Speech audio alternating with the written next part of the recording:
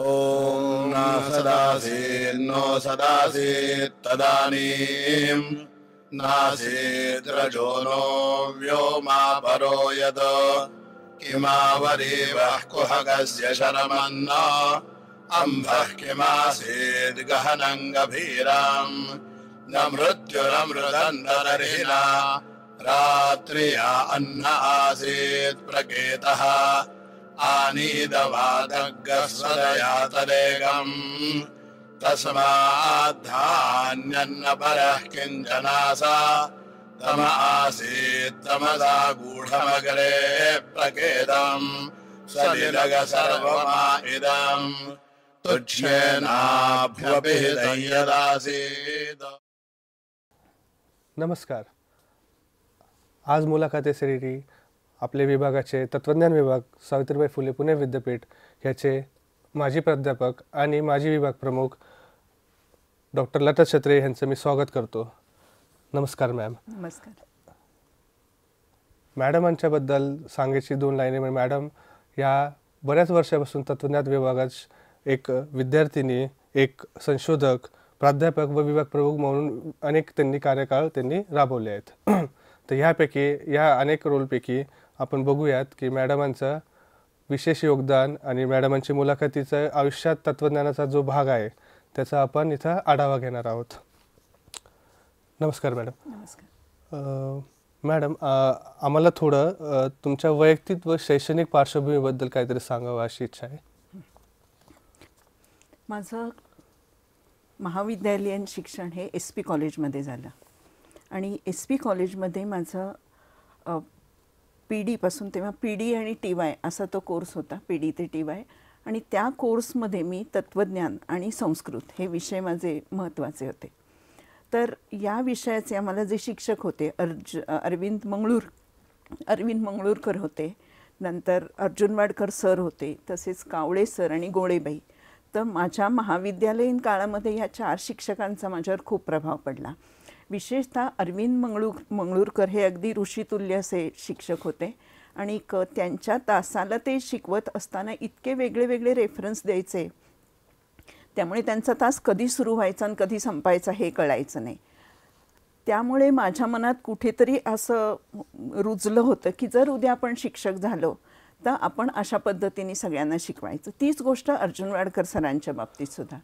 Arjun Wadkar sir जेव्हा आम्हाला शिकवायचे, मला आठवतं की आम्हाला त्यांनी ब्रह्मन म्हणजे काय हे शिकवत होते। आम्हाला एक याज्ञवल्क्याचा उतारा होता, त्याचं ते भाषांतर करून शिकवत होते आणि जवळजवळ त्यांनी उतारा आम्हाला 3 तास शिकवला आणि कंटिन्युअस 3 तास तो शिकवत असताना आम्ही पण दमलो नाही आणि ते पण दमले नाहीत। वास्तविक ब्रह्मन हा विषय अतिशय क्लिष्ट आहे आणि पूर्णपणे तात्विक आहे, पण त्यांनी ज्या पद्धतीने शिकवला ती पद्धत अतिशय सुंदर होती। त्यामुळे कुठेतरी अर्जुन वाडकर, मंगळूरकर आणि कावळे सरांकडनं तर पोलाइटनेस जो आहे तो की इतकी त्यांची सभ्यता होती, विद्यार्थी असो, पिऊन असो किंवा कलिग असो, ते अतिशय सभ्यपणे त्यांच्या कलिगशी बोलायचे आणि कुठेतरी हे जे 3 आदर्श होते ते माझ्या मनात बिंबवत गेले होते आणि म्हणून सुद्धा मी हा तत्वज्ञान या विषयाकडे वळले। आणि तत्वज्ञानामध्ये MA करत असताना माझ्यावर प्रामुख्याने जर कोणाचा प्रभाव पडला असेल तर तो बार्लिंगे सर, सुंदरराजन आणि मराठे आणि नंतरच्या काळात अर्थात मोरे सरांचा।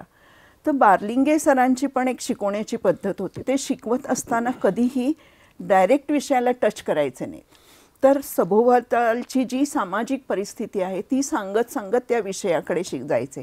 म्हणजे फिलॉसॉफिकल ॲनालिसिस शिकवत असताना सुद्धा त्यांनी समाजाचे जे काही संदर्भ आहेत ते देत तो ॲनालिसिस हा विषय शिकवला आणि ते आम्हाला नेहमी सांगायचे की तत्वज्ञानाची पुस्तकं तुम्ही वाचू नका, तुम्ही कथा वाचा, कादंबऱ्या वाचा, त्याच्यात तत्वज्ञान आहे। तर ते सुद्धा म्हणजे गोष्टी सांगत तत्वज्ञान कसं शिकवायचं हे बार्लिंगे सरांनी आम्हाला शिकवलं। त्याचप्रमाणे शिकवत असताना तुमचा बोलण्याचा टोन हा किती सॉफ्ट असला पाहिजे हे आम्हाला सुंदरराजनकडनं कळलं, कारण सुंदरराजन शिकवत असताना ते इतकं सॉफ्ट बोलायचे की विद्यार्थी आपोआप त्यांच्यात गुंगला जायचा. कारण काय होतं की काही वेळेस एखादा टीचर जो मध्येच हार्श बोलायला लागला, म्हणजे उच्च स्वर केला, की समोरच्या स्टुडंट्सशी सुद्धा कन्फ्युजन व्हायला लागतं. तर स्टुडंटला बरोबर घेऊन जायचं असेल तर सॉफ्टपणे बोलायला पाहिजे, आणि ती कला ही सुंदरराजनना होती. आणि सुंदरराजनचं एक वैशिष्ट्य असं होतं की ते समोरच्याला कधी दुखवत नसत, आणि दुखवायचं, एखाद्याचं वैगुण्य जर काढायचं असेल, दाखवायचं असेल, तर ते इतकं ते शांतपणे सांगायचं की हे खूप छान तू मांडलेलं आहेस, पण ते जर अशा पद्धतीने मांडलं असतं तर जास्त छान झालं असतं. म्हणजे मग समोरच्या व्यक्तीला आपोआपच कळायचं रे हे आपण चुकीची मांडणी केली. पण म्हणजे सांगण्याची ही जी पद्धत आहे ही सुंदरराजनची फार प्रभावी होती, आणि त्यांनी आम्ही फार भाळावलेले होतो. आणि मराठे सरांकडनं विद्यार्थ्यांवर कसं प्रेम करायचं असतं हे आम्हाला सरांनी शिकवलं. कारण सरांकडे कोणताही विद्यार्थी कधीही मदतीला आला तर तो परांगमुख जायचा नाही. म्हणजे वेळेने सर स्वतःचं पाकीट रिकामं करून त्यांना पैसे द्यायचे, आणि पुन्हा त्या विद्यार्थ्यांनी पैसे दिलेत तरी वाहवा, नाही दिले तरी ते मागायचे. आणि मला आठवतं की एका मुलाने त्यांची छत्री घेतली होती आणि ती छत्री त्यांनी आणून नाही दिली. तसंच त्यांचं सरांचं पार्करचं पेन, सर पेन आम्हाला द्यायचे, जर तुमच्या पेनची शाई संपली लिहिताना तर सर पार्करचं पेनसुद्धा द्यायचे. तर त्या मुलांनी दिलं नाही. तर मी सरांना म्हटलं की सर तुम्ही मागत का नाही आहात? तर ते म्हणाले की अगं बाळे, त्याच्यामुळे मला नवीन छत्री मिळाली, मी नवीन छत्री आणली. म्हणजे हा जो आमच्या विद्यार्थ्यांचा आमच्या टीचर्सचा माझ्यावर खूप प्रभाव पडलेला आहे की, आणि ते शिकवत असताना म्हणजे मला विशेषतः मी जेव्हा विद्यार्थ्यांना शिकवते तेव्हा हा विद्यार्थ्यांना विश्वासात घेऊन शिकवण्याची जी कला आहे ती मला या माझ्या शिक्षकांकडून मिळाली. त्याचप्रमाणे सुंदरराजनचं आणखीन एक असं वैशिष्ट्य होतं की ते एकच विषय शिकवायचे तेव्हा 101 पुस्तकांचे रेफरन्स द्यायचे. म्हणजे इतकं त्यांनी वाचन केलेलं होतं. आणि ते माझ्या लक्षात आलं की आपल्याला एक विषय शिकवत असताना एक पुस्तक वाचून भागणार नाही, की कारण हल्लीचे मी टीचर्स पाहिले की ते कॉपी पेस्ट करून शिकवतात, पण असं नाही की अनेक पुस्तकं वाचून त्यातलं इसेन्स ते आम्हाला सांगायचे आहे. त्यामुळे मी जेव्हा शिकवत असताना माझे विद्यार्थी पण म्हणायचे की मॅडम तुम्ही किती रेफरन्स सांगतात. म्हटलं नाही, हे रेफरन्स सांगते, ॲटलिस्ट तुम्ही त्यातली 2 वाचली तरी तुम्हाला ती पुरेशी आहेत. तर ह्यांचा माझ्यावर खूप सारा प्रभाव पडलेला आहे.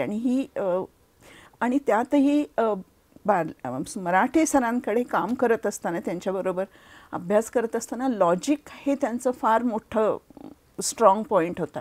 त्यामुळे आर्ग्युमेंट करताना जर त्यांच्याशी बोलताना सुद्धा फार सावधपणे बोलायला लागायचं, कारण आपला शब्द इकडचं तिकडे आला की ते पटकन पकडायचं, हे तुम्हाला म्हणायचं आहे का की नाही, हे आम्हाला नाही म्हणायचं. मग नीट म्हणजे बोलताना सुद्धा आपण किती व्यवस्थित बोललं पाहिजे हे मराठे सरांकडनं मी शिकलो. पण माझी पूर्ण बॅकग्राऊंड ही SP कॉलेजची, तिथे मी तत्त्वज्ञानाला शिकायला सुरुवात केली, आणि विशेषतः संस्कृत भाषेमुळे मी खरं इंडियन फिलॉसॉफीकडे आकर्षित झाले. Thank you madam.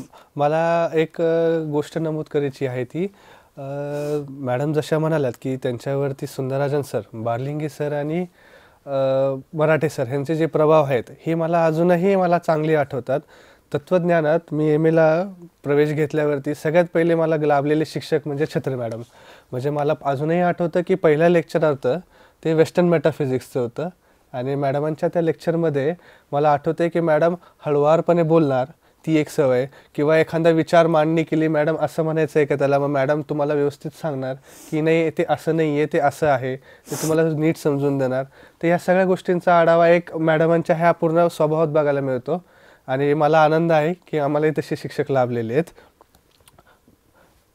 मॅडम, आपला तत्त्वज्ञान हा विषयामध्ये आणि त्याच्यात काम करण्याची जी इच्छा आहे आणि जी प्रेरणा आहे ती आपल्याला कुठून मिळाली नक्की, आणि त्याच्यामध्ये आपल्याला कुठे प्राधान्य द्यावंसं वाटतं शिक्षणामध्ये? प्रेरणा तर मला SP कॉलेजमध्येच मिळाली की मी जे सांगितलं, अरविंद मंगळूरकर किंवा अर्जुन वाडकर सर आणि कावळे सर यांच्यामुळेच मी खरं तत्त्वज्ञान, कारण ते हे असे शिक्षक होते तेव्हाच्या काळातले की त्यांचा प्रभाव प्रत्येक विद्यार्थ्यावर पडायचा, आणि असं वाटायचं की नाही आपण पण यांच्यासारखा तत्त्वज्ञान हा विषय घेऊन असं छानपैकी शिक्षक व्हावं म्हणून. त्यामुळे हा तर प्रभाव आहेच आहे. पण नंतर PhD MA करत असताना मराठे सरांचा आणि सुंदरराजन सर आम्हाला फिलॉसॉफी ऑफ सोशल सायन्स शिकवायचे आणि फिलॉसॉफी ऑफ नॅचरल सायन्स शिकवायचे. आणि सुंदरराजन सरांचं अँथ्रोपोलॉजी ह्या विषयावर खूप प्रेम होतं. म्हणजे प्रत्येक तासाला अँथ्रोपोलॉजी हा विषय असायचाच असायचा. आणि त्यामुळे सुद्धा मी नंतरच्या काळात म्हणजे सुंदरराजांच्या प्रभावामुळे मी नंतर अँथ्रोपोलॉजीत MA केलं.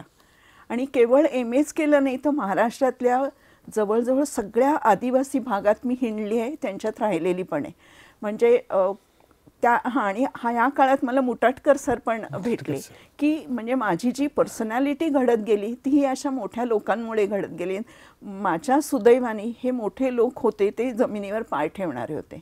त्यामुळे कधीही असं पाय घसरणं वगैरे हा प्रकार माझ्या आयुष्यात म्हणून घडला नाही की अरे हे एवढे विद्वान असताना सुद्धा ते जर आपल्यासारखेच वागत असतील तर आपण तर आणखीन लोक पद्धतीने वागलं पाहिजे. तर हे लोकांचं माझ्यावर खूप विशेषतः सुंदरराजांचं अँथ्रोपोलॉजीचं प्रेम जे आहे ते त्याचा प्रभाव माझ्यावर पडला. आणि मला आठवतं की नंतरच्या काळात जेव्हा मी पॉलिटिकल फिलॉसॉफी शिकवत होते आणि तेव्हा मार्क्स मी वर्गात शिकवला तेव्हा मला इतकं छान वाटलं की अरे सुंदरराजन सरांचा हा पॉप्युलर सब्जेक्ट किंवा हॅबरमास शिकवत होते क्रिटिकल थिअरी की अरे सुंदरराजनचा हा विषय आपण शिकवतोय. आपल्याला म्हणजे ते जे ऊर भरून येतं ना ते माझं तेव्हा आलं की अरे आपण काहीतरी सरांना परत करतोय. कारण सुंदरराजांनी मार्क्स आणि क्रिटिकल थिअरी इतकी सुंदर आम्हाला शिकवलेली होती की आजसुद्धा ते नोट्स वाचत असताना सर समोर आहेत की काय असं आम्हाला भास होतं. मॅडम थोडक्यात आपण आपल्या अँथ्रोपॉलॉजीचा जो प्रवास झाला अँथ्रोपॉलॉजीच्या क्षेत्रामध्ये त्याच्याबद्दल थोडक्यात काय सांगू शकला तर? अँथ्रोपोलॉजीत सुंदरराजांच्या प्रभावामुळे तर मी गेले पण अँथ्रोपोलॉजीमध्ये गेल्यावर सुद्धा तिथे भानू सर होते आणि नायर सर होते. हे 2 सर मी मुख्यतः सांगते, नाव घेते त्यांचं. तर भानू सर होते ते आम्हाला फिजिकल अँथ्रोपोलॉजी शिकवायचे की ज्याच्यामध्ये जेनेटिक्स होतं, ब्लड ग्रुपची कंपॅरिझन वगैरे होती. आणि भानू सर आम्हाला जेव्हा शिकवायचे तेव्हा आम्हाला सांगायचे की तुम्ही कुठलाही पेपर लिहित असताना तो किती सिस्टमॅटिक लिहायला हवा. कारण तिथे आम्हाला एथनोग्राफी लिहायला लागायची. आणि एथनोग्राफी म्हणजे काय तर ती जी ट्राईब असेल, तो जो आदिवासी ग्रुप असेल, तो ज्या भागात राहतो त्या भागाची सगळी आधी माहिती द्यायची. त्यांचं पॉप्युलेशन काय आहे, त्यांचं ड्रेस पॅटर्न काय आहे, त्यांची भाषा, जेवण वगैरे अशी ती एथनोग्राफी द्यायला लागायची. तेव्हा भानू सर आम्हाला म्हणाले की हे लिहिताना कायम तुम्ही पेन्सिल वापरायची. आणि ती पेन्सिल वापरण्याची सवय मला आज पण आहे. म्हणजे कुठलाही फायनल पेपर लिहित असताना मी हातात पेन्सिल, म्हणजे माझं रफ सगळं रायटिंग असतं ते पेन्सिलनी असतं आणि फायनल रायटिंग हे पेननी असतं. तर हा त्यांचा माझ्यावर प्रभाव पडला. आणि नायर सरांचं इंग्लिश हे अतिशय सुंदर होतं. आता ते असं मला नेहमी वाटायचं पण नायर सरांसारखं इंग्लिश बोलायला आलं पाहिजे, पण ते मला कधी जमलं नाही. पण ते एक त्यांची होती. मॅडम आपण तत्त्वज्ञानामध्ये कोणत्या क्षेत्रामध्ये संशोधन केलेत आणि त्याला समाजासाठी काय फायदा झाला याबद्दल काही सांगितलं तर बरं होईल. नक्की. मी माझं बौद्ध धर्माचा अभ्यास याच्यावर संशोधन जवळजवळ मी 79 पासून आज तागायत बौद्ध धर्माचा अभ्यास करते. आणि बौद्ध धर्माचा अभ्यास करत असताना सुरुवातीला मला मराठे सरांचा गायडन्स खूप मिळाला, कारण त्या याच्यात तर सरांनीच मला घडवलं. परंतु सुरुवातीच्या काळात माझं बुद्धिस्ट लॉजिक एवढा पुरताच मर्यादित विषय होता. परंतु नंतरच्या काळामध्ये हळूहळू मी इतरही पाली बुद्धिझमचा अभ्यास केला. आणि पाली बुद्धिझमचा अभ्यास करत असताना मला आमच्या तेव्हा एक मॅडम होत्या, केळकर मॅडम, तर त्यांच्यामुळे मी बौद्ध वाङ्मयातला स्त्री विचार काय आहे याच्यावर विचार करायला गेले. आणि ते करत असताना मला असं जाणवलं की आज जो आपण स्त्रीवाद म्हणतोय त्याला एक जर फ्रेमवर्क द्यायची असेल तर ती फक्त आणि फक्त बौद्ध धर्मातच मिळते. कारण असं मला म्हणायचं नाही आहे की गौतम बुद्धाने स्त्रियांना स्वातंत्र्य दिलं किंवा निर्वाणाचा अधिकार दिला म्हणून नाही, तर बौद्ध तत्त्वज्ञानाचीच फ्रेमवर्क अशी आहे की जिथे व्यक्तीच्या प्रत्येक विचाराला महत्त्व आहे, तो स्वतंत्र आहे. म्हणजे एक स्वतंत्र व्यक्ती म्हणून फक्त बौद्ध धर्मामध्येच हँडल केलेला आहे. कारण इतर जे मी वेदांताचाही अभ्यास केला आणि वेदांत काय किंवा इतर धर्म काय, तर त्यात मला हे जाणवलं की कुठेतरी बाह्य शक्ती असते ती तुम्हाला नियंत्रण करत असते, की त्याची तुम्हाला ग्रेस झाली तर तुम्हाला मोक्ष मिळणार. पण इथे तुम्हाला प्रयत्न करायचे आणि त्या प्रयत्नाने तुम्ही प्रत्येक यश मिळवू शकता. हे जे गौतम बुद्धांनी सांगितलंय आणि बौद्ध धर्माची जी फ्रेमवर्क, ती फ्रेमवर्क ही स्त्रीवादासाठी अतिशय काय म्हणे सूट अशी आहे, फिट होणारी आहे. आणि ते पुस्तक जे आहे ते पुस्तक खूप लोकांना भावलं. म्हणजे आता भावलं मी या अर्थाने म्हणते की अनेक स्त्रियांनी येऊन मला हे सांगितलं की तुमचं पुस्तक वाचल्यावर आमच्यात अतिशय कॉन्फिडन्स आला की आम्ही कोण आहोत, आम्ही हे कोण समजून घ्यायचं हे खूप सारं कळलं. तर मला वाटतं की बौद्ध धर्माचा हा जो प्रभाव आहे लोकांवर आहे आणि माझ्यावर तर आहेच आहे, पण ते जे लोकांना बौद्ध धर्माचं जे काही तत्व आहे ती अपील केली तर ती जास्त भावतात. आणि मी कदाचित ही अतिशयोक्ती असेलही माझी, पण मी नेहमी हे सांगते की तुमचे कुठलेही प्रॉब्लेम्स असू देत ते तुम्ही घेऊन बौद्ध धर्माकडे जा, बौद्ध तत्त्वज्ञानाकडे जा, त्याचं सोल्युशन आहे. आणि त्याचं कारण म्हणजे गौतम बुद्धांनी जे वैद्यकीय मॉडेल सांगितलेलं आहे की दुःखाचं कारण, दुःख निदान वगैरेचं, तर हे जे आहे हे वैद्यकीय मॉडेल जे आहे ते तुम्ही कुठेही अप्लाय करू शकता. कुठल्याही समस्या घेऊन तुमच्याकडे कोणी व्यक्ती आली की अरे ह्या चौकटीत तुम्ही बसून त्याचं सोल्युशन काढू शकता. आणि दुसरी महत्त्वाची गोष्ट म्हणजे बौद्ध धर्मामध्ये डायलॉगला खूप महत्त्व आहे. आणि मला असं वाटतं की आजचे जे संघर्ष आहेत ते संघर्ष हे बेसिकली गैरसमजातून निर्माण होत असतात. आणि ते संघर्ष दूर करायचे असतील तर संवाद हा नक्कीच उपयोगी आहे. आणि तो मला बौद्ध धर्माकडून मिळाला की नाही, कुठलेही प्रॉब्लेम्स असू देत तुम्ही संवाद करा आणि त्यातून ते म्हणजे मोकळं होणं जे आहे ते बौद्ध धर्मामध्ये फार चांगल्या पद्धतीने हे केलेलं आहे. मॅडम, आपण आपली इतर पुस्तकं जी प्रकाशित केली आहे, Buddhist logic and epistemology and language, किंवा मग इतर तुम्ही जी संशोधनं केली आहेत, तुम्ही UGC बरोबर प्रोजेक्ट केली आहेत, त्या संदर्भात काही आपण सांगू शकाल का? हो, नक्की सांगते की एक म्हणजे संशोधक म्हणून माझ्या दृष्टीने कुठलाही विषय अस्पृश्य नाही आहे. त्यामुळे मी जरी बुद्धिझमचा अभ्यास करत असले तरी मी शीख धर्माचा पण अभ्यास केला आहे. आणि शीख धर्मावर मी 2 पुस्तकं पण लिहिली आहेत. एक जे आहे ते गुरु गोविंद सिंगांवरचं आहे की ते भाषांतर आहे, आणि दुसरं जी अशी छोटी पुस्तिका आहे की ज्यामध्ये शीख धर्माची ओळख म्हणून सांगितलेलं आहे. याशिवाय हकारा हे जे मासिक आहे जे भारतामध्ये फक्त आणि फक्त एकमेव असं मासिक आहे की जे आदिवासी समस्यांना वाहून घेतलेलं आहे.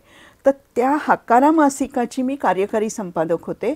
आणि कार्यकारी संपादक असल्यामुळे अनेकदा ते अंक प्रसिद्ध करताना खूप समस्या तर यायच्या, पण काही वेळेस लेख पण पुरे पडायचे नाहीत. मग संशोधन करून ते लेख, तर आदिवासींवर पण मी खूप लिखाण केलेले. जवळजवळ माझे 40-50 लेख हे आदिवासी संस्कृतीवर आहे. आणि एक आहे की मला आदिवासी, जसं बौद्ध धर्माबद्दल मला जिव्हाळा आहे तसं आदिवासी संस्कृतीबद्दल पण मला खूप सारा जिव्हाळा आहे. याचं कारण असं आहे की जर तुम्हाला एक अतिशय ट्रान्सपरंट मनुष्य, पारदर्शक मनुष्य कोण पाहायचा असेल तर तुम्ही आदिवासींमध्ये जा. आदिवासी म्हणजे आज आपण असा विचार करतो की मला एक पांघरूण नाही आहे तर ते मी माझ्यापुरतं घेईन, पण मी आदिवासी भागामध्ये जे गेलेली आहे तिथला अनुभव असा घेतला आहे की तो आदिवासी उघडा राहील पण त्याचं कांबळं तुम्हाला देईल की तुम्ही पाहुणे आलाय. तर हे जे प्रेम आहे ना ते आदिवासींशिवाय तुम्हाला कुठेच मिळणार नाही. म्हणजे निस्वार्थीप्रमाणे प्रेम करणं हे आदिवासींचं फक्त एकच आहे की त्यांच्यात खूप सारी अंधश्रद्धा आहे. आणि ती अंधश्रद्धा जर दूर करायची असेल तर खरं म्हणजे त्यांच्या भाषेतच आपण बोलायला हवं. त्यांच्या भाषेत म्हणजे बोलीभाषा नाही म्हणते मी, तर त्यांच्या इतकं आपण खाली येऊन त्यांच्यात एक मिसळून त्यांना समजून सांगितलं, आणि समजून सांगितलं की त्यांना पटतं. पण त्यासाठी आपल्याला खूप आपल्या म्हणजे जो इगो आहे तो दूर करायला हवा, तरच आपण त्यांच्या लेवलपर्यंत जाऊ शकू. आपल्याला कॉमनवेल्थ फेलोशिप मिळाली होती मॅम, एक नाही तर 2दा मिळाली होती माझ्या माहितीप्रमाणे. तर तो जो प्रवास होता, ती जी अनुभव होती त्या फेलोशिपच्या दरम्यान, त्या संदर्भात तुम्ही माझ्या मते लंडनलाही गेला होतात, तिकडे राहिलात आणि परतही आलात, तर तो जो अनुभव आहे तो आमच्याशी जरा शेअर केला तर बरं होईल. नक्कीच. 95 साली मला पहिली कॉमनवेल्थ फेलोशिप मिळाली होती, चार्ल्स वॅलिस व्हिजिटिंग फेलोशिप. आणि तेव्हा मी ऑक्सफर्ड युनिव्हर्सिटीत गेले. तिथे मी बुद्धिस्ट लॉजिकवर लेक्चर दिली होती. आणि तिथे रिचर्ड गॉमब्रिज म्हणून बौद्ध तत्त्वज्ञानाचे म्हणजे श्रीलंकन बुद्धिझमचे खूप मोठे गाढे अभ्यासक आहेत, तर त्यांचा मला सहवास मिळाला. आणि तिथे असताना आणि नंतरसुद्धा जेव्हा मी 2005 साली ब्रिस्टल युनिव्हर्सिटीत गेले होते तेव्हाचाही अनुभव सांगते की तो जो अनुभव होता तो अकॅडमिकली खूप समृद्ध करणारा या अर्थाने होता की आपण बौद्ध धर्माचा अभ्यास करतो, म्हणजे भारतामध्ये सुद्धा बौद्ध तत्त्वज्ञानाचा अभ्यास केला जातो, पण तो अभ्यास जो आहे त्याच्यापेक्षा वेगळ्या पद्धतीने अभ्यास तिकडे केला जातो. म्हणजे कुठलाही अभ्यास करताना ते अगदी रूट मुळाशी जातो. आणि आपण काय होतं की ही बौद्ध धर्म ही आपलाच आहे आणि ही आपण गृहीत धरतो ती संस्कृती, पण त्यांचा जो अभ्यास असतो तो भारतीय संस्कृती बुद्धिस्ट संस्कृती समजून घेत केलेला असतो. आणि तो जास्त त्याच्यामुळे मला वाटतं खूप सखोल केलेला असतो. आणि मला असं जाणवलं की तिथे गॉमब्रिज काय किंवा जेम्स म्हणून होता तो, की ते एक तासने अभ्यास करायचे, जवळजवळ 8 तास ते अभ्यास करायचे. आणि जेव्हा मी ऑक्सफर्ड युनिव्हर्सिटीचं ओरिएंटल इन्स्टिट्यूटमध्ये होते मी तिथे, तर तिथले विद्यार्थीसुद्धा तेवढाच अभ्यास करत होते. आणि तो अभ्यास करणारा विद्यार्थी मी भारतात म्हणण्यापेक्षा मी महाराष्ट्रात पुणे विद्यापीठात पाहिला नाही आहे. म्हणजे पुणे विद्यापीठातला मी हे जरा यांनी बोलते, मला खरं दुःख होतं आहे की आपल्या डिपार्टमेंटमध्ये सुद्धा एकही विद्यार्थी इतका काळ अभ्यास करताना मी पाहिलेला नाही आहे. त्याच्या पुढे कायम कॉम्प्युटर असतो, ती पुस्तकं असतात, त्या पुस्तकातला शब्द संस्कृतचं त्याचे धातू रूप इतकं बघत तो इतक्या मुळाशी जाऊन अभ्यास करतो. असा अभ्यास नाही आपल्या इथे होत. तीच गोष्ट म्हणजे केवळ विद्यार्थी नाही तर संशोधक म्हणून मला सुद्धा आला की मी सुद्धा इतका असा अभ्यास तेव्हा केलेला नव्हता. आज मी जेव्हा तिकडनं जाऊन आल्यावर मग मी त्या लोकांची पुस्तकं वाचायला लागले की अरे नाही हा असा अभ्यास कर.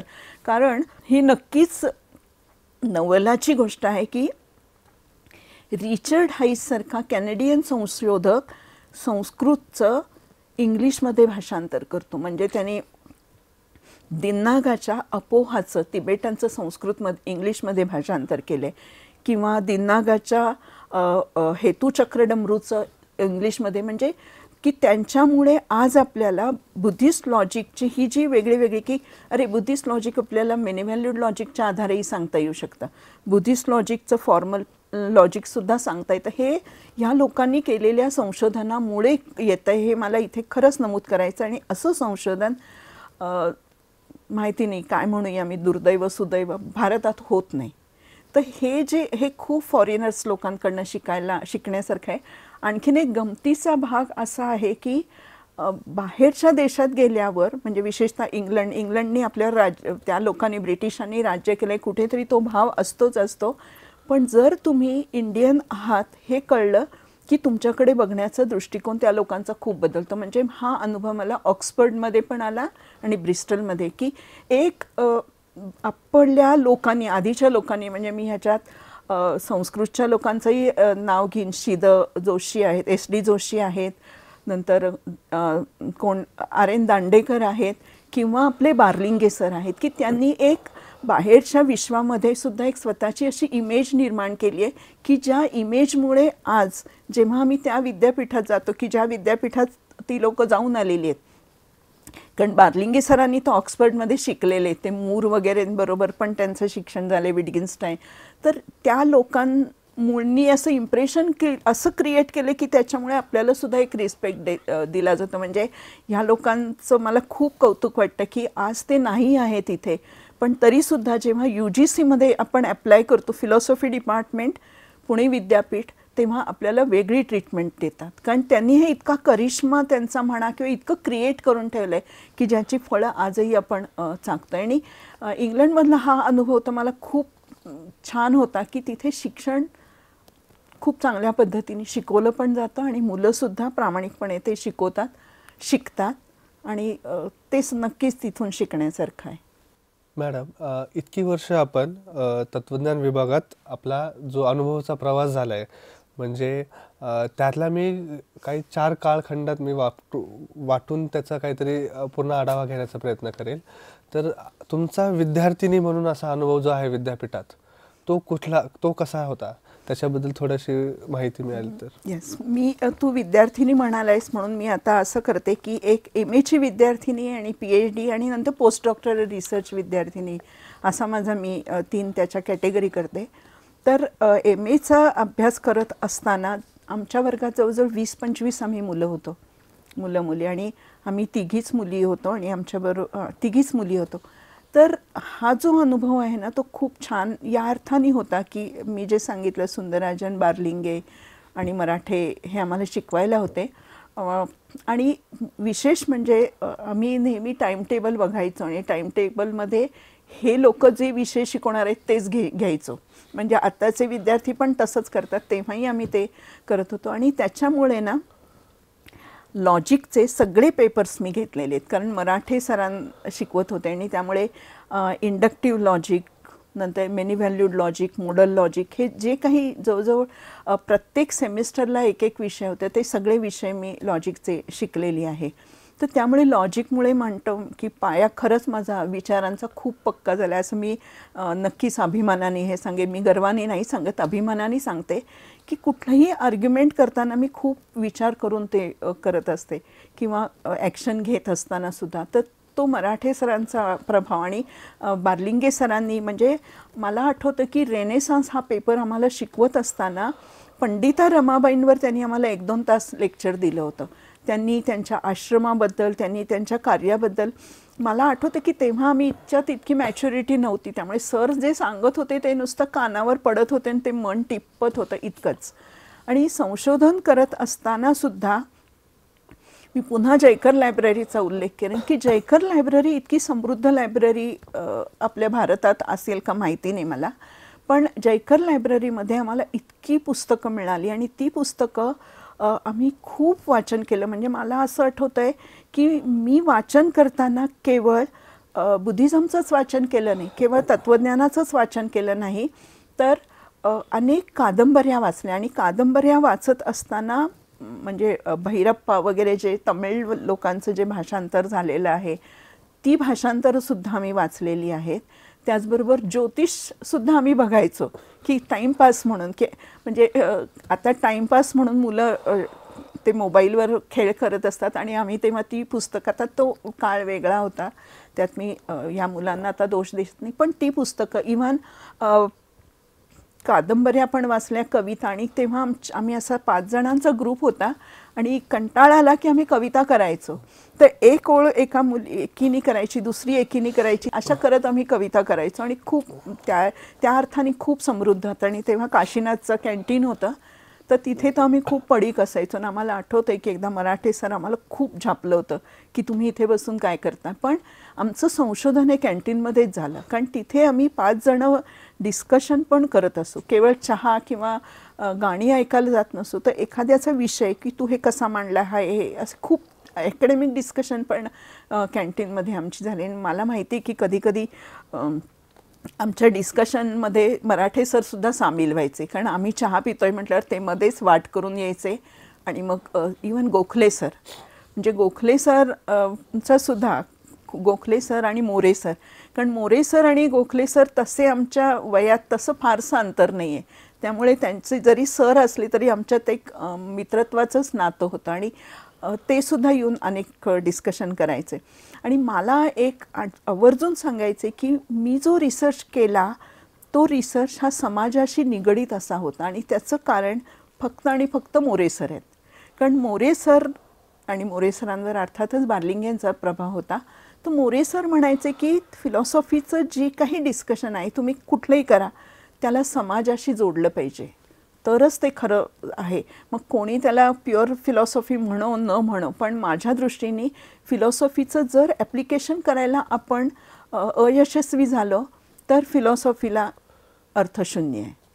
तर हा संशोधन म्हणून माझा अभ्यास खूप छान काळ गेला. आणि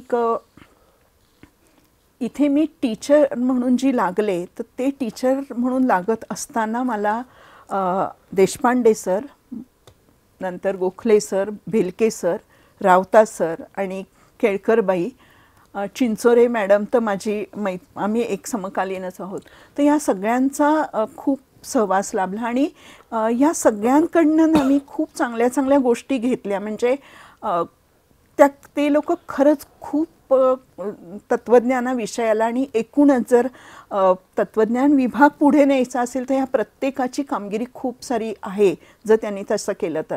कारण भेलके सरांच्या बाबतीत सांगते मी तुला की अतिशय शिस्तप्रिय मनुष्य आहे. म्हणजे कुठलीही वस्तू कुठेही नेमक्या जागी ठेवणं हे त्यांच्याकडनं शिकायला लागतं. तर गोखले सर तर इतके ओपन माइंडेड आहेत, म्हणजे त्यांच्याशी तुम्ही कुठल्याही गोष्टीवर मन मोकळेपणे बोलू शकतात. ते तुम्हाला असं कुठे कमी लेखत नाहीत. म्हणजे तुम्ही एखादा फुलिश प्रश्न विचारला ना तरी गोखले सर हसतील एक वेळ, पण ते असं तुम्हाला कमी नाही लेखणार. म्हणजे तो एक गोखले सरांचा खूप छान गुण आहे. आणि त्यामुळे मला त्यांच्याशी बोलताना सुद्धा असं कसं की मोठ्या भावाशी आपण गप्पा मारतोय हे फील येतं. तीच गोष्ट देशपांडे सरांचं. देशपांडे सर आम्हाला कधीही आडनावाने हाक मारला नाही, लता म्हणूनच. तर देशपांडे सरांचं माझं नातंसुद्धा मोठ्या भावाचं असतं तसं. कारण सरांनासुद्धा आम्ही खूप त्यांची चेष्टा करायचो. पण अतिशय मोकळा सरांचा स्वभाव. तर त्यांच्याकडनं पण ह्या गोष्टी की शिकण्यासारख्या आहेत. आणि सर खूप मोठे आर्टिस्ट पण आहेत. ते अशी बसल्या बसल्या खूप छान चित्र काढायचे. तर ते पण एक सरांचं खूप छान आहे. तसंच रावतांचं निर्मळ मन आहे. आणि केळकरबाई तर खूपच छान होत्या. म्हणजे तुमची सुखदुःख ही शेअर तुम्ही ज्या व्यक्तीजवळ करता, म्हणजे आपण म्हणतो मनातली गोष्ट आहे ती बाईंकडे आम्ही शेअर करायचो. की ते करत असताना असं कुठे वाटायचं नाही की अरे हे आपण सांगितलं तर बाईंना काय म्हणतील. म्हणजे ती एक म्हणजे त्यांच्यात एक मैत्रीण म्हणा, आई, असं सगळे काही त्या होत्या. त्यामुळे ह्या सगळ्या लोकांचे माझे अनुभव खूप छान होते. म्हणजे मला आठवतं की मला कुठलाही फिलॉसॉफीचा विषय एखादा मस्त काही पॉईंट सुचला की मी केळकरबाईंकडे जायचे आणि मोरे सरां म्हणजे तेव्हा माझे डायलॉग जे होते ते केळकरबाई आणि मोरे सरांची खूप असायचे. आणि मला आठवतं की मोरे सरांनी जो लोकमान्य ते महात्मा हे जे पुस्तक लिहिलं, तर ते पुस्तक लिहिताना प्रत्येक लेख हा मी, दीप्ती आणि मोरे सर आम्ही तिघं त्याच्यावर चर्चा करायचो. म्हणजे मला आठवतं की काशीनाथच्या कॅन्टीनमध्ये आम्ही बसलेले असायचो अनेकदा 1.5 2 ताससुद्धा. आणि मग तो जो शिवा होता तो आम्हाला चहा आणून द्यायचा की अहो तुम्ही खूप वेळ डिस्कशन केलं, आता चहा प्या. आणि मोरे सर आम्हाला खरं सरांचं हे असं आहे की त्याचं कुठेही लपवालपवी नाही की हा माझं संशोधन चोरेल का, नाही. त्यांना जे जे नवीन नवीन सुचायचं ते आम्हाला दाखवायचे. वास्तविक सर इतके मोठे आहेत आणि आम्ही इतके लहान की आमचं त्यांचा अनुभवाच्या बाबतीत काहीच तुलना होऊ शकत नाही. पण सर कायम आमच्या लेव्हलवर येऊन आम्हाला ते विषय सांगायचे. आणि एवढंच नाही तर दुर्मिळ पुस्तकं लेखसुद्धा दाखवायचे, चित्र दाखवायचे. म्हणजे बालगंधर्व आणि जेध्यांचा एक त्यांनी खूप सुंदर आहे याच्यात पण आहे बालगंधर्व चित्रपटात की जेध्यांचे पाय ते चपला का काहीतरी ते बालगंधर्व पुसतायत असं ते होतं. तर बालगंधर्व ते म्हणाले असे जेधे नाही तुम्ही ब्राह्मण, आणि तर ते म्हणाले नाही इथे कलेमध्ये असं काही चालत नाही. तर हा त्याचं चित्र होतं. तो फोटो सरांनी आम्हाला दाखवलं. इव्हन शिवाजी महाराजांचा हा जो पुतळा आहे तो पुतळा कसा तिथे बसला याची हिस्ट्री सरांनी सांगितलेली आहे. तर इतकं म्हणजे सरांचं ती एक मेथड आहे की खूप ते रंगवून सांगतात की साक्षात आपण तो अनुभव घेतोय का काय असं वाटतं. त्यामुळे मी, दीप्ती आणि मोरे सर आम्ही, आणि त्यामुळे इथले डिपार्टमेंटची लोकं म्हणायची काय हे तिघं तिकडे जाऊन चहा पीत बसतात, गप्पा मारतात. पण ती गप्पा नसायच्या. सरांचं लोकमान्य ते महात्मा हे सगळे कुठलाही लेख तो प्रसिद्ध होण्यापूर्वी आम्हाला तो माहीत असायचा. आणि मग दुसऱ्या दिवशी ते आणूनच द्यायचे की हा पण मी लेख लिहिला आहे. मॅडम, आपल्याला विभागात प्राध्यापक असताना तुम्ही सांगितलंच की सहकार्यांचे वेगवेगळे अनुभव लाभलेत तुम्हाला, त्याचा तुम्हाला फायदा झाला. आता प्राध्यापक म्हणून असताना तुम्ही विद्यार्थ्यांकडं किंवा विद्यार्थ्यांना शिकवताना किंवा मग त्यांना संशोधनात मदत करताना तुम्हाला कुठल्या कुठल्या प्रकारचे अनुभव आलेत वेगवेगळे? त्याच्यापूर्वी मी आणखीन एक सांगते की हे मी माझ्या जुन्या कलिग्सबद्दल सांगितलं, पण जे नवीन कलिग्स आहेत म्हणजे ज्यामध्ये तू आहेस, टंडन सर आहेत, डॉक्टर नवले आहेत, आकाशकर आहेत, तर त्यांच्यामध्ये पण ना मला खूप काही चांगले गुण नेहमी दिसतात. म्हणजे मी याच्यात कुठलाही हे नाही, म्हणजे काय म्हणते की हे मुद्दाम सांगते किंवा सांगायचं म्हणून नाही सांगत, तर ते मला खरंच त्यांचे भावलेले आहेत. म्हणजे मोहित टंडनबद्दल तर मोहितला तर मी मोहितच म्हणते, कारण मी त्याला म्हटलं मी त्याला टंडन म्हणणारच नाही.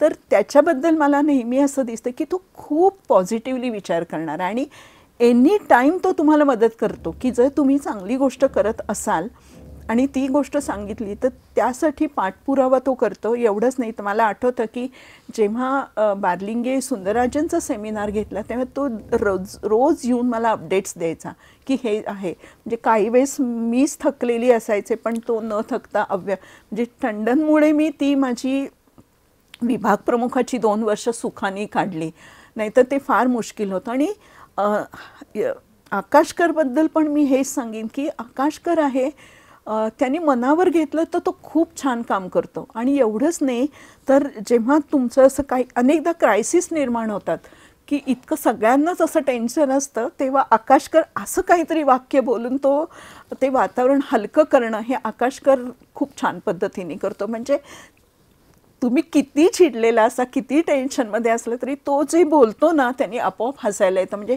ती जी लाईट मूड करण्याचं त्याची सवय आहे ती खूप छान आहे. त्याचप्रमाणे तू तर मी मुलासारखं तुला पण खूप रागवते, तुझ्याकडनं काम पण करून घेते. तीच गोष्ट मल्ला आणि करिलेमलाबद्दल पण मी सांगेन की मला आठवतं की जेव्हा मल्ला इथे जॉईन झाला तेव्हा आपली नॅकची तयारी होती आणि नॅकची तयारी तर तुम्ही सगळ्यांनी मिळून केली, पण ते नॅकचं प्रेझेंटेशनच्या वेळेस जे कॉन्फिडन्स जो द्यायला हवा तो मल्लानी खूप छान दिला. नाही मॅडम तुम्हाला हे बोललंच पाहिजे, तुम्हाला ते येणार आहे, तो सारखं येऊन मला हे सांगत होता. तर माझी ती प्रेझेंटेशनचे तयारी झाली, अल्टिमेटली आपलं नॅकचं प्रेझेंटेशन खूप चांगलं झालं. तर याचं सगळं श्रेय मी त्याला आपण सगळ्यांनीच, ते कलेक्टिव्ह वर्क होतं. पण ते प्रेझेंटेशन करत असताना जो कॉन्फिडन्स, कारण आम्हाला ही सवयच नव्हती ना, हे आमच्यासाठी सगळं नवीन, आम्ही जुन्या पिढीच्या लोकांसाठी ते प्रेझेंटेशन वगैरे सगळं नवीन, पण त्यांनी मला हे केलं. तर ही आत्ताची पिढीसुद्धा खूप छान आहे आणि ते खूप पॉझिटिव्हली विचार करतात. त्यांनी पॉझिटिव्हली एकत्र येऊन खूप सारं काम केलं तर खूप डिपार्टमेंट पुढे नक्कीच जाऊ शकतं. नक्कीच मॅमच्या या सल्ल्याने आम्ही नक्कीच पुढे चालणार आहोत. मॅडम माझ्या प्रश्नाकडे मी येतो. पुढील प्रश्न हाच की तुम्ही जेव्हा प्राध्यापक म्हणून रुजू झाल्यात विभागात आणि त्यावेळी तुम्ही तुमच्या सहकार्यांचे जे सहकार्य लाभले आहे त्याबद्दल सांगितलंच, पण मग विद्यार्थ्यांना शिकवताना किंवा मग संशोधन विद्यार्थ्यांना त्यांच्या संशोधनात मदत करताना तुम्हाला कुठले अनुभव आलेत ह्याबद्दल थोडक्यात सांगितलं तर? हां, बरोबर. मी इथे आणखीन एक आवर्जून गोष्ट सांगते की आपल्या डिपार्टमेंटमध्ये जे विद्यार्थी येतात ना, तर ते खूप वेगळ्या वेगळ्या स्तरावरचे असतात. काही ग्रामीण भागातून आलेले असतात, काही सिटीजमधनं, काही फॉरेनर्स पण असतात. तर ह्या तिघही लोकांशी वागताना मला खूप काळजीने वागायला लागायचं, कारण जे मी ग्रामीण मुलांशी वागायचे तसंच मला फॉरेनर्सशी किंवा यांच्याशी वागता यायचं नाही, कारण त्यांना ते वाटेल की काय, कारण त्यांना असं वेगळ्या प्रकारचं वातावरणात ते वाढलेले असतात. त्यामुळे ग्रामीण भागातल्या मुलांची मला खूप विशेष काळजी घ्यायला लागायची. एक तर ते ग्रामीण कल्चर वेगळं असतं आणि मी परत सांगते की इथे मला अँथ्रोपॉलॉजी विषयाचा खूप उपयोग झाला की आदिवासींशी बोलत असताना मी जर असं फाड बोलले तर ते गोंधळून जातील. तीच गोष्ट मला इथे ग्रामीण मुलांच्याशी बोलताना मी त्यांच्याशी त्यांच्या लेवलवर येऊन बोलत होते आणि त्यामुळे ना त्या मुलांची माझ्याबद्दल खूप सारी आपुलकी होती. मला आठवतं की एक मुलगाची खूप भयंकर केस घडली. त्याचं आडनाव नवले होतं आणि तो बिचारा ग्रामीण भागातून आलेला आणि इथे माहिती नाही काय झालं त्याला ते, पण इथे हॉस्टेलवर तो ॲकोमोडेट म्हणजे त्या कल्चरशी ॲकोमोडेट होऊ शकला नाही, इथल्या कल्चरशी पण होऊ शकला नव्हता. त्या मुलाचं अक्षर इतकं सुंदर होतं आणि तो अतिशय सुंदर कविता करायचा. तर मी एक 8-10 दिवस तो मला दिसला नाही. मी जरी विद्यार्थ्यांना पर्सनली त्यांची नावं माहीत नसली तरी एखादा विद्यार्थी ॲब्सेंट असला की माझ्या ते लक्षात राहायचं. मी मुलांकडे चौकशी केली की तो का नाही येते, काय झालं आहे त्याला. तर त्या एका मुलाने सांगितलं की मॅडम तो खोलीबाहेरच येत नाही, जेवायला सुद्धा तो खोलीत जातो जेवायला वगैरे. तर मग मला लक्षात आलं की काहीतरी त्याला डिप्रेशनचा प्रॉब्लेम आला. आणि मग मी त्याला सांगितलं की तुला मी प्रेझेंटी तुझी नक्की लिहिणार आहे, पण तू कमीत कमी 1 तास इथे रीडिंग हॉलमध्ये माझ्यासमोर बसायचंस.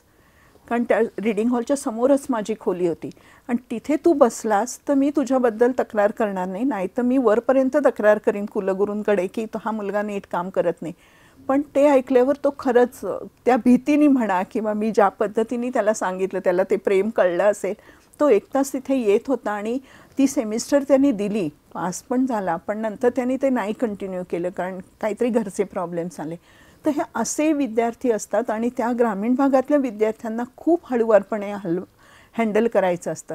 तीच गोष्ट ना फॉरेनर्सच्या बाबतीत, फॉरेनर्स म्हणताना आपल्याकडे जे फॉरेनर्स आले ते साऊथ एशियन कंट्रीजमधले होते. म्हणजे माझे जे PhDचे विद्यार्थी होते ते व्हिएतनामी आणि थाई विद्यार्थी होते. तर त्यांचा लँग्वेजचा पण प्रॉब्लेम होता. आणि दुसरी गोष्ट, मी मराठे सरांच्या पठडीत शिकलेली असल्यामुळे मी प्रत्येक आर्ग्युमेंटला खूप महत्त्व द्यायचे आणि त्या मुलांना तेच जमायचं नाही.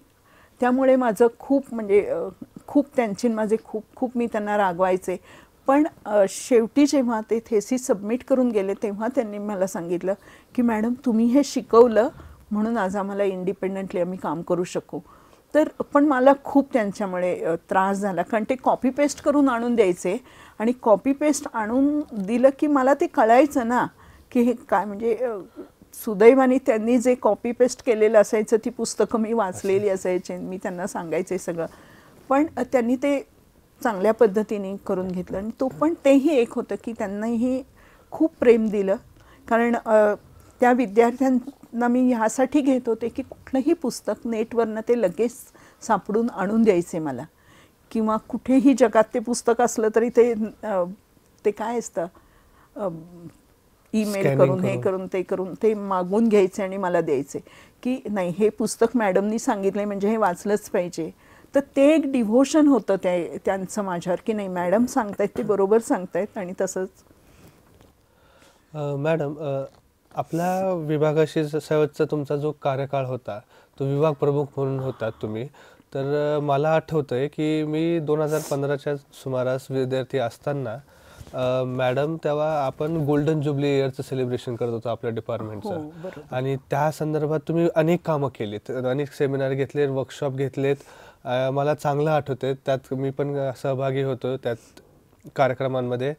तर तुम्ही विभाग प्रमुख असताना आणि त्यातल्या त्यात ही सगळी वर्कशॉप आणि सेमिनार घेत असताना आणि एकंदरीतच तुमचा विभाग प्रमुख म्हणून जो कार्यकाळ होता तो कसा, जरा त्याच्याबद्दल थोडी माहिती द्या. मी एक नक्की सांगते की मी खरंच भाग्यवान विभाग प्रमुख होते. कारण मला असं वाटतं की बार्लिंगे सरांनंतर विभाग प्रमुख म्हणून निवृत्त होणारी मीच आहे. म्हणजे त्या अर्थाने सुद्धा मी भाग्यवान की विभाग प्राध्यापक आणि विभाग प्रमुख म्हणून निवृत्त होणं हा एक मला फार लाभ झाला.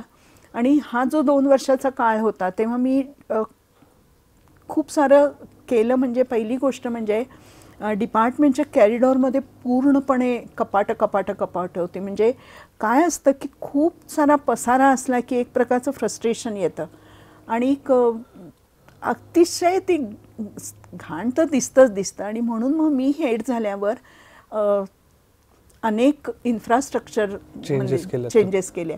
म्हणजे IPQचं स्वतंत्र ऑफिस केलं आणि त्याचप्रमाणे एडिटरची रूम होती तिथे फर्निचर केलं आणि जो रीडिंग हॉल आहे तिथे फर्निचर केलं की ज्यामुळे बाहेरच्या कपाटातली जे काही सामुग्री होती ती तिथे ठेवता आली आणि ती तिथे ठेवता आली त्यामुळे ती व्यवस्थित राहिली सुद्धा. कारण कपाटं जी होती ना ती काही गंजलेली होती, काही उघडी होती, तिथे बुरशी वगैरे लागायला सुरुवात झाली होती, वाळवी लागायला सुरुवात झाली होती. तर ती पुस्तकं त्यामुळे या सगळीकडे स्वच्छ राहिली. आणि कारण मला स्वतःला असं वाटतं की कॅरिडॉर हा कायम मोकळा असला पाहिजे. कारण आल्या आल्या तुम्हाला जर पसारा दिसला ना की तुमच्याबद्दलचं इम्प्रेशन खूप म्हणजे डिपार्टमेंटबद्दलचं वाईट जातं.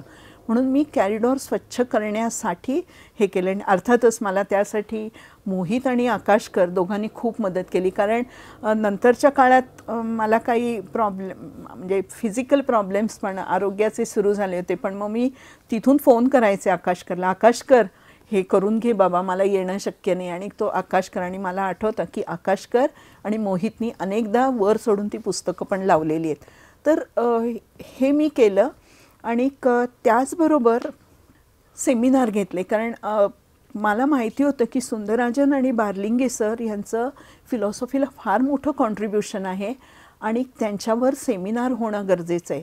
आणि फॉर्च्युनेटली ते 50वे गोल्डन ज्युबिली इयर होतं, म्हणून मग मी ते केलेलं की आणि त्याला रिस्पॉन्स पण खूप छान मिळाला. म्हणजे भुवन चंडेल मला म्हणाली की लता, मला असं वाटते की आज बार्लिंगे सरच आपल्यात आहेत. म्हणजे अर्थात हे सगळ्यांचं कॉपरेशन असल्यामुळे शक्य झालं. त्याला आम्ही बार्लिंगे सरांच्या फॅमिलीला बोलवलं होतं, सुंदरराजांच्या वेळेस त्यांच्या फॅमिलीला, की हे सांगण्यासाठी की नाही, आजही आम्ही त्यांना तितकाच रिस्पेक्ट देतोय की जितका त्यांना तेव्हाही मिळत होता. म्हणजे आज ते नाहीत म्हणून आम्ही त्यांना विसरलो नाही. तर मला आठवतं की त्या तिन्ही याला फायनान्स दीक्षित सरांनी केलं, राजा दीक्षित. आणि राजा दीक्षित, मी आणि मोहितच गेलो होतो. तर राजा दीक्षित मला म्हणाले की संपूर्ण विद्यापीठाच्या कॅम्पसवर तुमचं डिपार्टमेंट हे एकमेव असं डिपार्टमेंट आहे की ज्यांनी आपल्या गुरूंना अभिवादन करण्यासाठी त्यांच्यावर सेमिनार घेतलेले आहेत. आणि मला आठवतं की नंतरसुद्धा ते जिथे जिथे जायचे दीक्षित सर, तिथे तिथे याचा उल्लेख करायचे की हे तत्त्वज्ञान विभाग असं आहे की जे त्यांच्या गुरूंना आजही रिस्पेक्ट देते. तर मला वाटतं की हे केलं मी.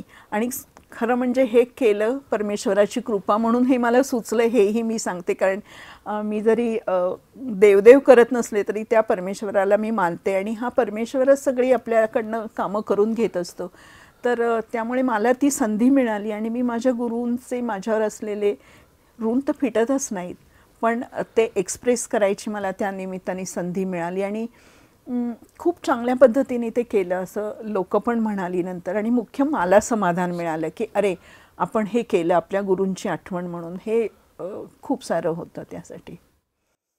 मॅडम, तुमची जी सध्या चालू असलेले प्रक्रियेत असलेले असे संशोधन, त्याबद्दल थोडं काही आम्हाला माहिती मिळाली तर? सध्या मी माझे 2-3 प्रोजेक्ट्स खूप 2-3 प्रोजेक्ट्स आहेत. तर 2 तर खूप अगदी असं पाईपलाईनमध्येच आहेत की ते केव्हाही पब्लिश होऊ शकतात. आणि तिसरं जे आत्ता मी ते एक आहे अपोहावरचं, जे तुला माहिती आहे. आणि दुसरं जे आहे ते आहे Gautam Buddha and social reconstruction of the society, असं आहे की ते पण असं केव्हाही पब्लिश होऊ शकतं. आणि तिसरं जे आत्ता मी मराठीत ते सगळं आहे त्याचं मी इंग्लिश बनवते, ते आहे गौतम बुद्धांची पॉलिटिकल फिलॉसॉफी. तर आपल्या इंडियन ट्रॅडिशनमध्ये अशा 3-4 ट्रॅडिशन आपण सांगतो, पण म्हणजे जैनांची एक वेगळी ट्रॅडिशन आहे. पण प्रामुख्याने मी 3 याच्यावर हायलाईट करते. ती म्हणजे धर्मशास्त्रातलं पॉलिटिकल फिलॉसॉफी, जे महाभारत वगैरे वगैरे, चाणक्याचं आणि गौतम बुद्धांचं. तर धर्मशास्त्रामधलं जे राजकीय तत्त्वज्ञान आहे ते धर्मावर अधिष्ठित आहे. आणि धर्म म्हणजे आश्रम आणि ह्याचं आश्रम व्यवस्था, किंवा म्हणजे प्रत्येकाने आपापले धर्म सांभाळावेत असं ते आहे. राजाने सुद्धा त्या धर्मांचं पालन करण्यासाठी वगैरे असं ते आहे. आणि त्यामुळे तिथे धर्म आहे, पण तो धर्म जो आहे तो धारयतीती धर्म, म्हणजे समाज कल्याणासाठी. आणि इकडे जो आहे ह्याच्यातला, तर तो अर्थशास्त्रातला जो आहे, तिथे जे राजकारण सांगितले ते खूप वेगळ्या पद्धतीने सांगितले की तिथे पृथ्वीचा विस्तार व्हावा, ह्यासाठी, पृथ्वी म्हणजे भूमी, त्यासाठी राजांनी काय काय केलं पाहिजे. म्हणजे इथे आधी ध्येय ठरलेलं आहे की विस्तार करायचा आहे आपल्याला, आणि त्यासाठी ती नीती सांगितली गेली. तर या उलट गौतम बुद्धांचं जे आहे त्यांनी आधी नीती सांगितली आणि त्या नीतीवर अधिष्ठित राजकारण केलं. म्हणजे कांटनी त्याचं परपेच्युअल पीस, तर त्याच्यात असं डिस्टिंक्शन केलं आहे, मॉरल पॉलिटिशियन आणि पॉलिटिकल मोरॅलिस्ट. तर चाणक्य जो आहे तो हा पॉलिटिकल मोरॅलिस्ट आहे. त्याने आधी पॉलिटिक्स केलं आणि त्याला अनुसरून नीती बनवली. म्हणजे मला पृथ्वी वाढवायचे, त्याचं वृद्धी करायची आणि त्याला अनुसरून मग मला काय काय लागणार आहे, मग शत्रूशी कसं वागावं वगैरे, म्हणून ते तसं आलं आहे. परंतु गौतम बुद्धांचं जे आहे तत्त्वज्ञान, त्यांनी आधी धम्म सांगितलं की मला प्युरिटी ऑफ माइंड महत्त्वाची आहे. तर मग ती आधी धरून मग राजकारण कसं करायचं हे सांगितलं. म्हणजे म्हणून मग गौतम बुद्धामध्ये अहिंसेचं स्वरूप खूप वेगळं येतं. गौतम बुद्धामध्ये राजाची कर्तव्य जी आहे ती वेगळी येतात आणि राजाच्या कॅरेक्टरिस्टिक्ससुद्धा वेगळ्या येतात. तर राजाच्या कॅरेक्टरिस्टिक्स सांगत असताना त्यांनी एक कॅरेक्टरिस्टिक सांगितली आहे, ती म्हणजे बोधिसत्व तो असला पाहिजे. मग बोधिसत्व म्हणजे काय, तर तो स्वतः तृष्णेने मुक्त असला पाहिजे आणि दुसऱ्याची तृष्णा मुक्त व्हावी म्हणून त्यांनी झटलं पाहिजे. म्हणजे कारण गौतम बुद्धांना असं वाटतं की प्रत्येक इंडिव्हिज्युअल जर मॉरल झाला, नीतिमान झाला की आपोआप समाज नीतिमान होईल. कारण नीतिमत्ता ही अशी लादायची नसते, तर ती आपणहून आपल्यालाच आली पाहिजे की मला असं वाटलं पाहिजे आतून की ह्या व्यक्तीबद्दल मैत्री असावी, करुणा. कारण करुणा मैत्री हे आपले गुण आहेत, तर त्याचं अभिव्यक्त व्हायला पाहिजे. तसं गौतम बुद्धांचं तत्त्वज्ञान आहे. आणि म्हणून गौतम बुद्धांच्या तत्त्वज्ञानात हे दोन्हीचं एक रिकन्सिलेशन, म्हणजे चाणक्यानी बृहस्पतींनी जे सांगितलं तेच नंतर अर्थशास्त्रात सांगितलेलं आहे. तो बृहस्पती आणि धर्मशास्त्र, ते शुक्र वगैरे ते तिकडे आहेत, लोकायतमधले, पण धर्मशास्त्र आणि अर्थशास्त्र यातला मध्य हा गौतम बुद्धांनी सांगितला आहे. आणि त्याच्यावर मी आत्ता ते माझं संशोधन चाललं आहे. आत्ता मी नागार्जुन जो आहे तर त्याच्याबद्दल सुद्धा कसं आहे की आपण तत्त्वज्ञान विभागात सुद्धा मी सांगते की आपण जे सिलॅबस बनवतो ना ते प्युअर फिलॉसॉफी करत असताना ह्या फिलॉसॉफरनी जे ॲप्लिकेशन केलं आहे ते मात्र विसरतो. तर नागार्जुनाच्या रत्नावलीचा सुद्धा आपल्या सिलॅबसमध्ये अंतर्भाव व्हायला हवा. कारण त्या रत्नावलीतनं नागार्जुनानी शून्यता आणि नीतिशास्त्र, शून्यता आणि राजकारण याचा संबंध जोडलेला आहे. तर हे सुद्धा ॲप्लिकेशन जे आहे बौद्ध धर्माचं त्याचा सुद्धा, आणि हे ॲप्लिकेशन म्हणजे आपल्याला ओढून ताणून नाही करायचं, ते त्याच लोकांनी जे केलं आहे ते सांगायला. तर ते मी आता त्याच्यावर पण मी काम करते, नागार्जुनांच्या रत्नावलीवर, आणि फेमिनिझमवर पण करते. कारण फेमिनिझमच्या बाबतीत मी असं सांगेन की आपण खूप मागासलेला फेमिनिझम करतो आहे. कारण पाश्चात्य देशातला स्त्रीवाद आहे तो खूप प्रगल्भ आहे.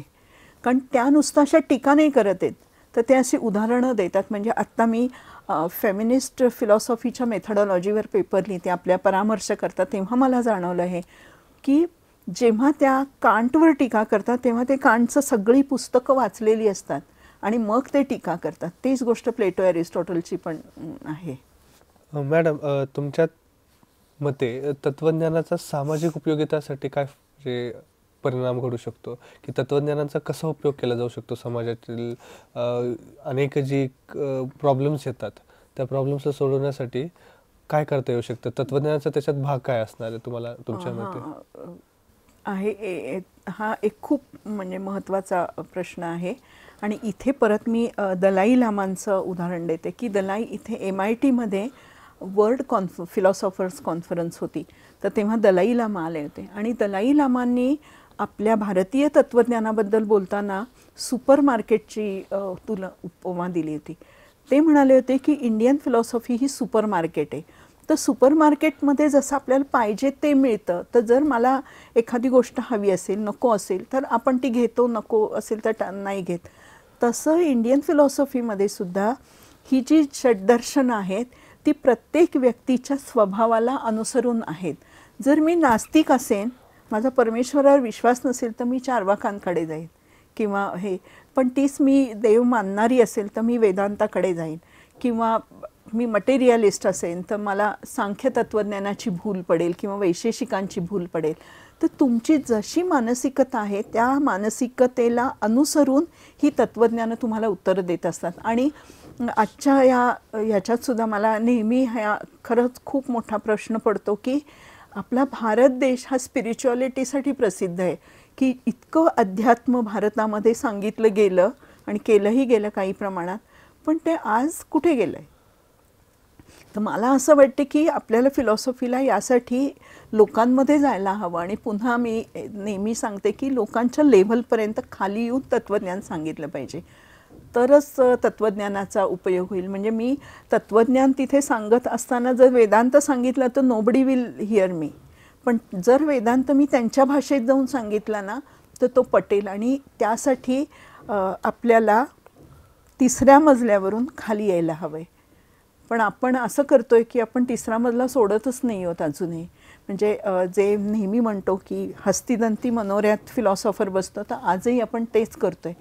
आणि या तुलनेत मुंबई युनिव्हर्सिटीने खूप काही बाजी मारलेली, तर त्या पद्धतीने आपलं केलं अपिलिंग, तर मला वाटतं की फायदेशीर.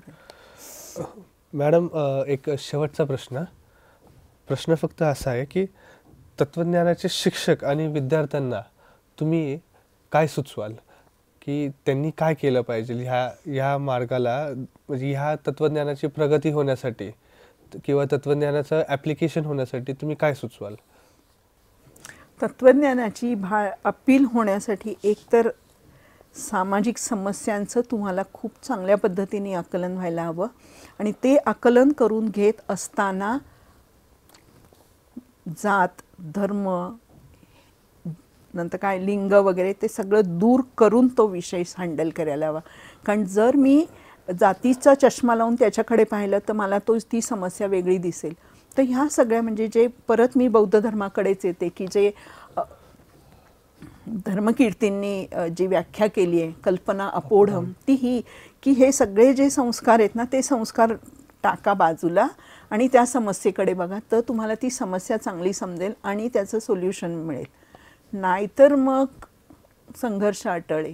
तर फिलॉसॉफर्सनी म्हणजे विद्यार्थ्यांना तुम्ही शिक्षकांनी पण हेच शिकवायला हवं की तत्त्वज्ञान आपल्याला ह्या पलीकडे जायला शिकवत असताना आपण त्या पलीकडे जाऊनच विचार करायचा असतो. जर आपण जातीचा चष्मा, धर्माचा चष्मा लावून आला तर आपल्याला ती समस्या कधीही समजू शकत नाही. तर ते दूर करा आणि तुम्ही बघा. आणि इव्हन टीचर्सनी सुद्धा विद्यार्थ्यांना हे शिकवायला हवं. आणि त्यासाठी तू कुठला विषय शिकवतो मला माहिती नाही, पण फिलॉसॉफिकल ॲनालिसिस शिकवताना सुद्धा हे तुम्ही सांगू शकता. तुम्ही रिसर्च मेथॉडॉलॉजी शिकवताना हे म्हणजे कुठलाही महानुभव शिकवा, कुठलाही शिकवताना तुम्ही जर हा पक्का धागा की मला संस्कृती निरपेक्ष दृष्टी मुलांना द्यायची, म्हणजे तुम्ही पण त्या दृष्टीने बघा आणि विद्यार्थ्यांनाही त्या दृष्टीने बघायला शिकवा, तर तो खरा फिलॉसॉफर होतो, नाही तर नाही. मॅडम, तुमचे विचार ऐकून आम्हाला फार छान वाटलं आणि नक्कीच विद्यापीठाला ह्याचा आणि तत्त्वज्ञान विभागालाच हा आणि समाजाला आणि महाराष्ट्राला आणि देशाला हा एक चांगला योगदान म्हणून मी तुमचे विचार पोहोचवण्याचा प्रयत्न करू. तुम्ही आम्हाला मुलाखतीसाठी वेळ दिला, वेळात वेळ काढून आला, त्यासाठी धन्यवाद मानतोय मॅडम. नमस्कार. ओम सदासीर्नो सदासीत् तदानीं नासीत् रजो नो व्योमा परो यद किमावरीवः कुहकस्य शरमन्न अम्भः किमासीत् गहनं गभीरम्.